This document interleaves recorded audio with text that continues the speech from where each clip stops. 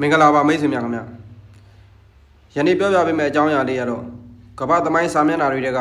ပျောက်ဆုံးသွားပြီးမှပြန်လည်တွေ့ရှိခဲ့ရတဲ့မြို့တော်ကြီးတွေအကြောင်းကိုပြောပြပေးမှာဖြစ်ပါတယ်ခင်ဗျာကမ္ဘာကြီးရဲ့မြေလွှာတွေရောတောနယ်ကြီးတွေထဲမှာလူသားတွေမေ့လျော့နေခဲ့တဲ့လှုပ်ဝက်ချက်တွေအများကြီးရှိပါတယ်တစ်ချိန်ကစီကားတမ်းမြိုက်ခဲ့ပေမဲ့ရုတ်တရက်ပျောက်ကွယ်သွားပြီးနှစ်ပေါင်းရာချီကြာမှ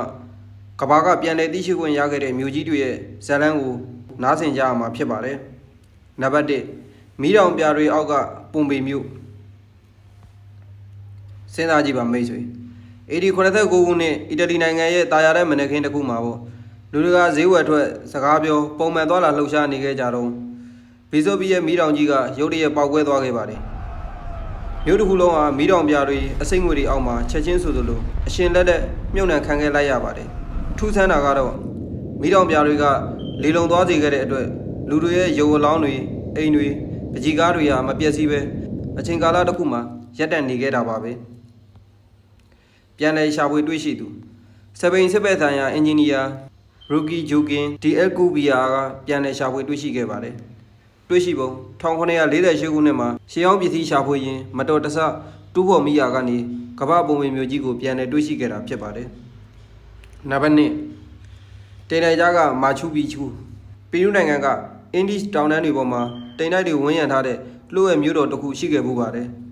အင်္ဂါလူမျိုးတွေကတိစောက်ခဲ့တဲ့ဒီမြို့ဟာစပိန်နယ်ချဲတွေဝင်ရောက်လာချိန်မှာတောင်ရန်သူတွေရှာမတွေ့နိုင်တော့အောင်နေရာကောင်းလွန်းခဲ့ပါတယ်ဒါပေမဲ့အကြောင်းမျိုးမျိုးကြောင့်မြို့သူမြို့သားတွေကဆုံးခွာသွားခဲ့တဲ့အခါ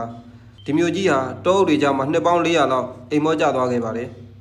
ပြန်လည်ရှာဖွေတွေ့ရှိသူအမေရိကန်သမိုင်းပညာရှင်ဟိုင်ရန်ဘေဟန်ကပြန်လည်ရှာဖွေတွေ့ရှိခဲ့ပါတယ်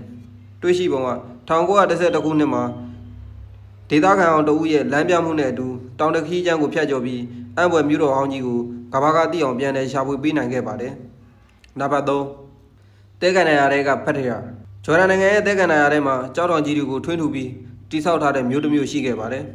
တချိန်ကကုန်တယ်တွေနဲ့စီကားခဲ့ပေမဲ့ငလျင်ရန်နဲ့ကုန်တယ်ရေးလမ်းကြောင်းပြောင်းလဲမှုတွေကြောင့်လူတွေကဆုံးသွားခဲ့ပါတယ်ဒေသခံဘရိုဝင်လူမျိုးတွေကလွှဲရင်ဘယ်သူမှဒီနေရာကိုမသိအောင်လှုပ်ဝက်ထားခဲ့ကြပါတယ်ဥရောပတိုက်သားတွေအတွက်တော့ဒါဟာဒန်နာရီတဲကမြို့တစ်မြို့လိုဖြစ်နေခဲ့တာပေါ့